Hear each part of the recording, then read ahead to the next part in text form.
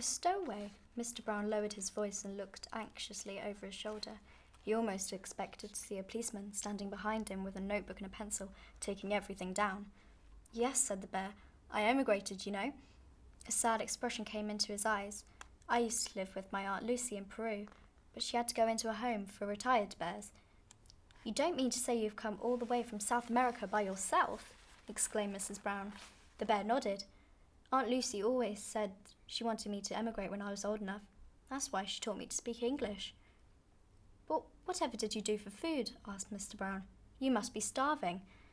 Bending down, the bear unlocked the suitcase with a small key, which it also had round its neck, and brought out an almost empty glass jar. I ate marmalade, he said rather proudly. Bears like marmalade, and I lived in a lifeboat. But what are you going to do now? Said Mr. Brown. You can't just sit on Paddington Station waiting for something to happen. Oh, I should be all right, I expect. The bear bent down to do up its case again. As he did so, Mrs. Brown caught a glimpse of the writing on the label. It said simply, Please look after this bear. Thank you. She turned appealingly to her husband. Oh, Henry, what shall we do? We can't just leave him here. There's no knowing what might happen to him. London's such a big place when you've nowhere to go. Can't he come and stay with us for a few days? Mr. Brown hesitated. But, Mary, dear, we can't take him. Not just like that. After all what? Mrs. Brown's voice had a firm note to it. She looked down at the bear. He is rather sweet, and he'd be such company for Jonathan and Judy, even if it's only for a little while. They'd never forgive us if they knew you'd left him here. It all seems highly irregular, said Mr. Brown doubtfully. I'm sure there's a law about it. He bent down.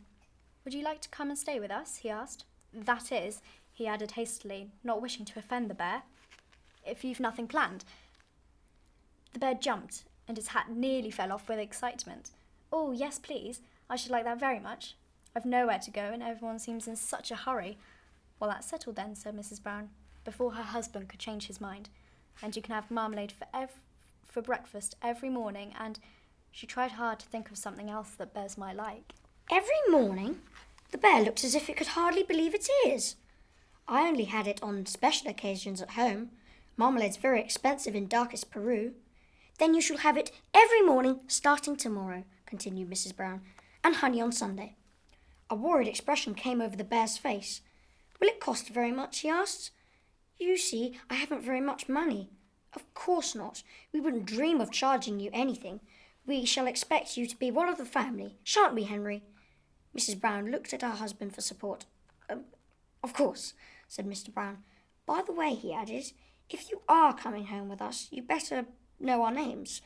This is Mrs. Brown, and I'm Mr. Brown. The bear raised its hat politely, twice. I haven't really got a name, he said, only a Peruvian one, which no one can really understand. Then we'd better give you an English one, said Mrs. Brown. It'll make things much easier. She looked around the station for inspiration. It ought to be something special, she said thoughtfully. As she spoke, an engine standing in one of the platforms gave a loud wail, and a train began to move. I know what, she exclaimed. We found you on Paddington Station, so we must call you Paddington. Paddington. The bear repeated it several times to make sure it seemed quite a very long name. Quite distinguished, said Mr. Brown. Yes, I like it. Paddington as a name, Paddington it shall be.